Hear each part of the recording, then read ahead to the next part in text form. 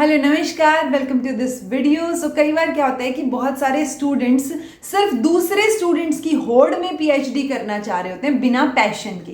तो जब आप स्पेसिफिकली बिना पैशन के पीएचडी करना चाह रहे हैं या पीएचडी में एनरोल हो चुके हैं, सो उस टाइम पे आपको बहुत सारी हर्डल्स जो है वो फेस करनी पड़ सकती हैं। मतलब मैं ये नहीं कह रही कि सबको यही हर्डल्स आती होंगी, सबको अलग अलग दिक्कतें फेस करनी पड़ सकती होंगी, या फिर हो सकता है कि कोई पर्सनल लेवल पे अलग अलग लेवल की दिक्कतें हों, बिकॉज इंडिविजुअल डिफरेंसेस एग्जिस्ट करते हैं, ठीक है। लेकिन उन बहुत सारी हर्डल्स में से मेजरली 7 हर्डल्स को आज हम डिस्कस करने वाले हैं कि हाँ, बाकी जो आपकी छोटी मोटी हर्डल्स होंगी वो इन्हीं से कहीं ना कहीं रिलेटेड रहेंगी।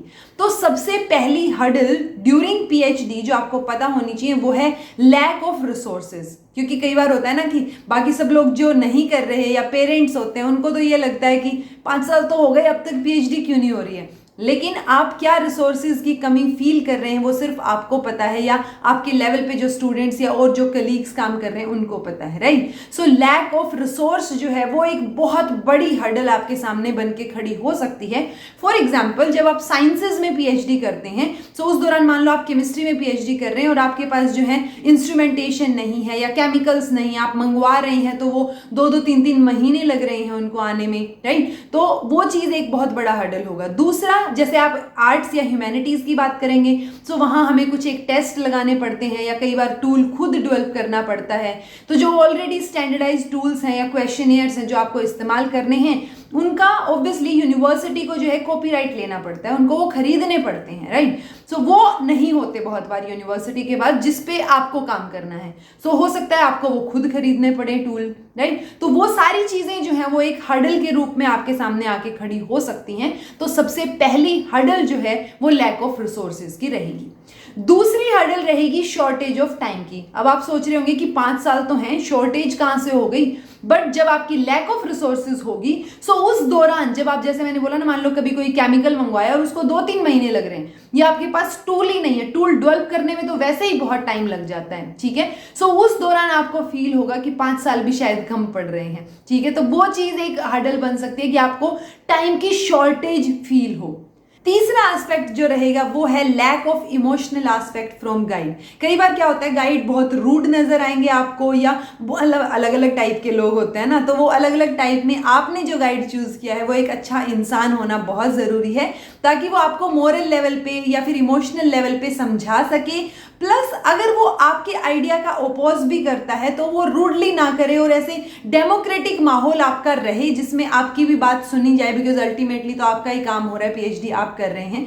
सो गाइड जो है वो एक गाइडेंस देने का ही काम करे तो वो बेहतर रहती हैं चीजें। बिकॉज बहुत बार कई बार ये भी सुनने को आता है कि गाइड्स जो है वो अपने पर्सनल काम करवाते हैं, या मतलब पैसे भी कई बार या गिफ्ट्स के रूप में उनको देने पड़ते हैं। सो मतलब ऑब्वियसली डायरेक्ट कोई नहीं बोलेगा, बट इनडायरेक्टली वो चीजें होती हैं बहुत सारे स्टूडेंट्स के साथ, और उस चक्कर में बहुत सारे ब्रिलियंट स्टूडेंट्स को जो है वो पीएचडी छोड़नी पड़ती है।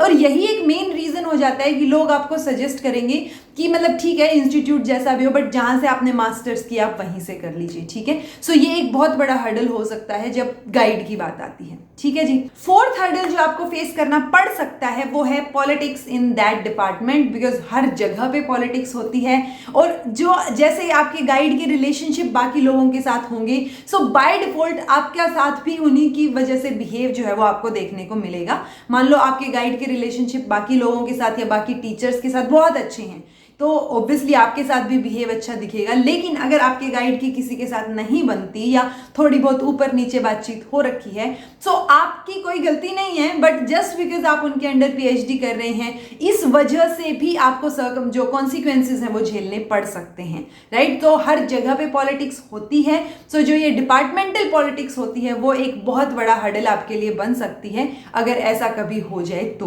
क्योंकि उस वजह से हो सकता है बाकी जो और टीचर्स हैं या आपकी जो है सबमिशन में या किसी भी चीज में थोड़ा सा रोड़ा बने। सो डिपार्टमेंटल पॉलिटिक्स बहुत बहुत बड़ी हर्डल आपके लिए हो सकती है।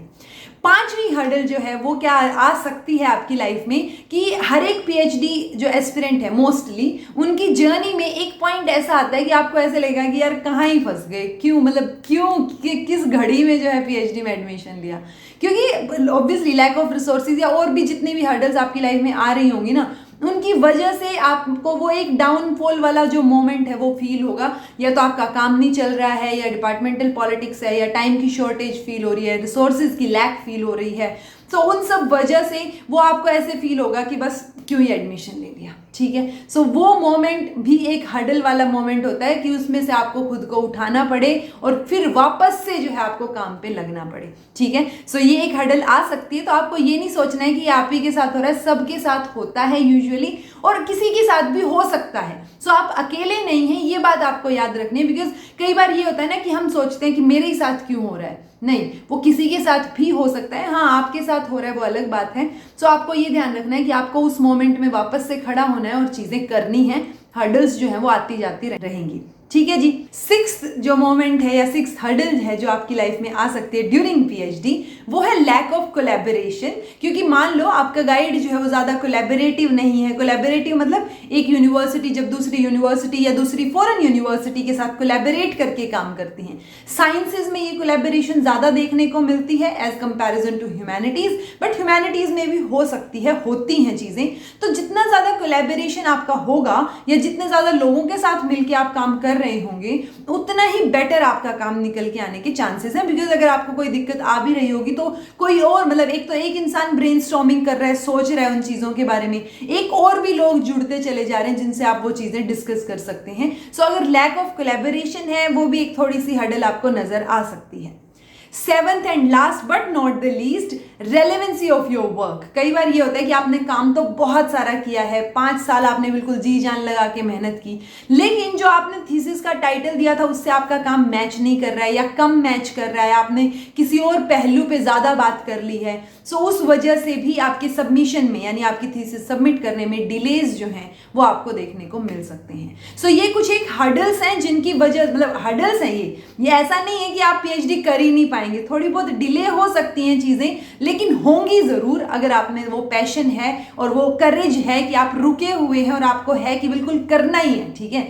तो वो आपका जो नजरिया है ना, आपका किसी भी चीज को देखने के प्रति, वो एक नजरिया बहुत स्ट्रोंग होना जरूरी है कि चलो कोई बात नहीं, मैं अगर मेरे पास हर्डल्स आई हैं तो मुझे कुछ नया ही सीखने को मिलेगा। और ये सारी हर्डल्स जो है अगर आती हैं आपकी लाइफ में, सो वो आपको एक बेहतर इंसान जो है वो जरूर बनाएंगी, ठीक है जी। बाकी बिल्कुल कीजिए पीएचडी एंड डेफिनेटली करनी चाहिए, रिसर्च में आगे बढ़ना चाहिए। बट ये हर्डल्स अगर आती हैं तो आप ये सोचिए कि ये सबके साथ आती हैं, ऐसा नहीं है कि आप अकेले हैं और आपको उस मोमेंट में वापस से खुद को खड़ा करना है, वो करेज जो है वो समेटना है और चीजों को करना है कि यू कैन डू इट, ठीक है। So anybody can do it. Hurdles हैं, लाइफ में भी आती रहती हैं और पीएचडी के दौरान भी आती ही रहेंगी। ये नहीं तो कोई और हर्डल आपको देखने को मिल जाएगी। तो समस्याएं सबकी जिंदगी में है, चाहे कोई पीएचडी कर रहा है या नहीं कर रहा है, ठीक है जी। बाकी अगर कोई और समस्या आ रही हो तो आप कमेंट करके पूछ लीजिएगा। This was all about today. Thank you so much for watching.